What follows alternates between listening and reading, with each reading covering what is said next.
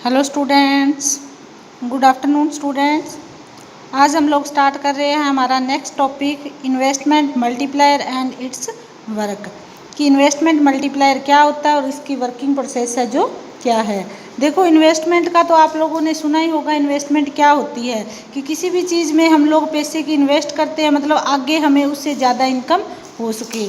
आज का कंसेप्ट है इन्वेस्टमेंट मल्टीप्लायर।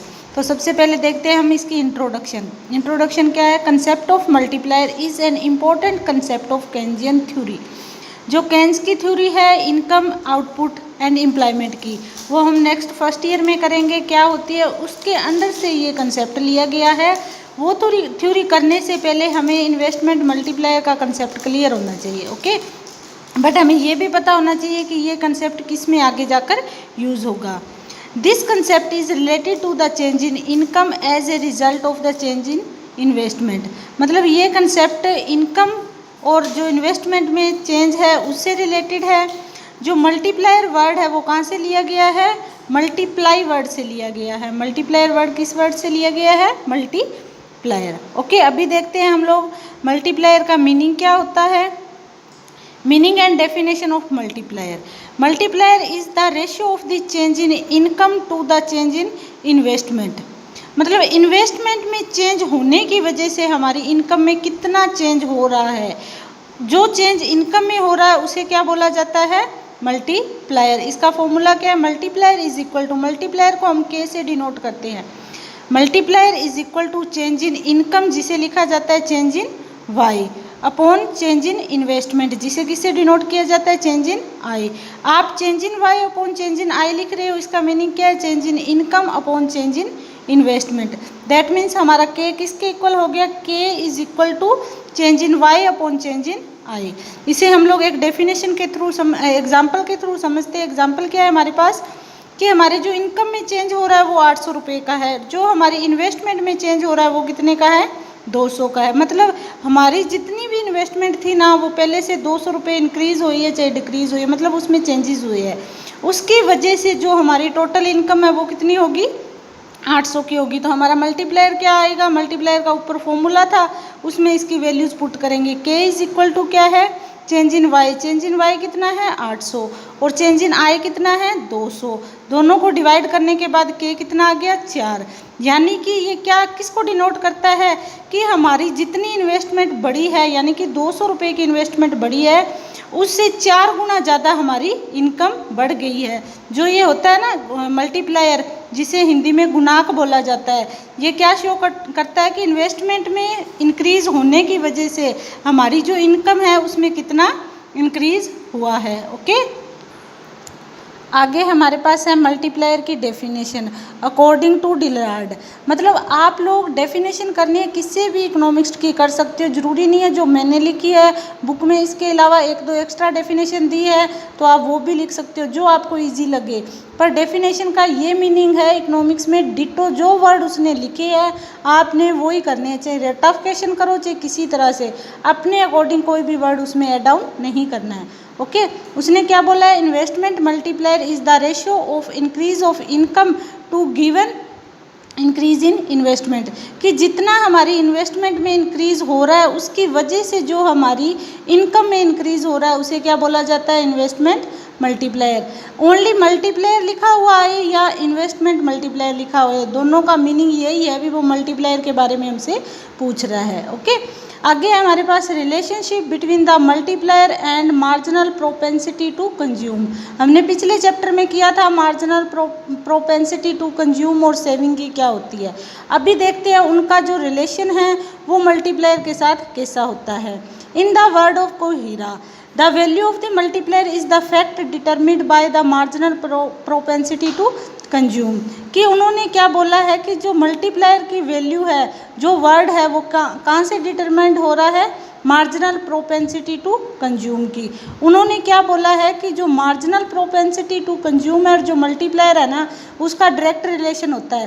फॉर एग्जांपल हमारी एमपीसी इंक्रीज हो रही है किसी भी वजह से, जो हमारा मार्जिनल प्रोपेंसिटी टू कंजम्पशन है इंक्रीज हो रहा है, तो हमारा जो मल्टीप्लायर की वैल्यू है वो हमेशा इंक्रीज होगी। अगर हमारी MPC लो हो रही है तो उसके साथ साथ क्या होगा, हमारा जो K का वैल्यू है यानी कि हमारा जो मल्टीप्लायर है वो क्या होगा, लो होगा। आप लोगों को बस इतना पता होना चाहिए कि हमारी जो MPC है और जो मल्टीप्लायर है उसका कौन सा रिलेशन होता है, डायरेक्ट रिलेशन होता है। जब MPC हाई होगी तो हमारा K की वैल्यू भी हाई होगी, MPC लो होगी तो K की वैल्यू भी क्या होगी, लो होगी। इसी चीज़ को हम अलजेब्रिक रिलेशनशिप के द्वारा शो आउट करते हैं कि मैथमेटिकल इसे रिप्रेजेंट करना हो तो कैसे होगा। हमें पता है हमारी इनकम वाई को किसे डिनोट करते हैं, income. Income is equal to किसके होती है, C प्लस आई, यानी कि कंजम्पशन प्लस इन्वेस्टमेंट। कि कुछ एक हम लोग कंज्यूम कर लेते हैं, बाकी जो बचता है सेविंग कर कर उसके आगे क्या करते हैं, इन्वेस्टमेंट करते हैं। दोनों साइड हमने कह दिया कि जितना चेंज हमारी इनकम में हो रहा है, इनकम हमारी बढ़ रही है चाहे कम हो रही है, जितना चेंज होगा उसकी वजह से change in C plus change in I आ जाएगा। दोनों में पोर्शन में इक्वल इक्वल चेंज हो जाएगा। दोनों चीज़ इक्वेशन के आगे हमने चेंज का सिंबल लगाया है। उसके बाद divided both side by change in Y, दोनों साइड हम चेंज इन वाई से डिवाइड कर देंगे। Change in Y upon change in Y is equal to क्या है, change in C upon change in Y plus change in I upon change in Y. ये दोनों cancel हो गए, 1 आ गया। Change in C upon change in Y किसके equal होता है, MPC। हमने पिछले चैप्टर में किया था, MPC किसके इक्वल होता है, change in C upon change in Y, कि हमारी इनकम में चेंज होने की वजह से हमारी कंजम्पशन में कितना चेंज आ रहा है। ओके, प्लस आगे हमारे पास क्या है, change in I upon change in Y. देखो हमारे पास एक्चुअल में होता क्या है, K इज इक्वल टू किसके होता है, K is equal to change in Y upon change in I. Okay, change in Y upon change in I होता है। तो ये क्या दिया हुआ है, change in I upon change in Y, मतलब ये उल्टा दिया हुआ है तो हम इस वैल्यू को उल्टा देंगे, 1 अपॉन K यहाँ पर लिख दिया। ओके, उसके बाद हमने क्या किया, MPC को दूसरी साइड लेके 1 माइनस MPC आ गया किसके इक्वल, 1 अपॉन K के इक्वल। और K की वैल्यू क्या आ जाएगी, इसको क्रॉस मल्टीप्लाई जब हम करेंगे K ऊपर चला जाएगा और ये नीचे आ जाएगा। K is equal to 1 upon 1 minus MPC।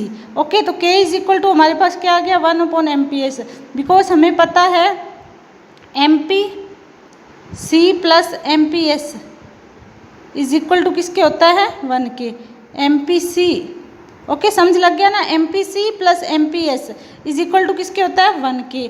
तो हम लोग 1 माइनस MPC करेंगे तो किसके इक्वल आ जाएगा, MPS के। ये रिलेशन हमने पिछले चैप्टर में अच्छे से क्लियर किया था, मतलब किस तरह से ये रिलेशन होता है। ओके, तो यहाँ से हमारा क्या कंक्लूजन निकला था, हमने ऊपर क्या बोला था कि जो हमारी MPC होती है और जो हमारा मल्टीप्लायर होता है उसके बीच डायरेक्ट रिलेशन होता है। बट यहाँ पर हम लोग देखेंगे K is equal to 1 upon MPS आ गया। तो कंजम्पशन का तो हमारे पास MPC का तो डायरेक्ट रिलेशन होता है, बट जो हमारे पास MPS है ना उसका क्या होता है, नेगेटिव या इन्वर्सली रिलेशन होता है। देन हमारे पास क्या है, then we can say that the multiplier is directly related to MPC and inversely related to MPS।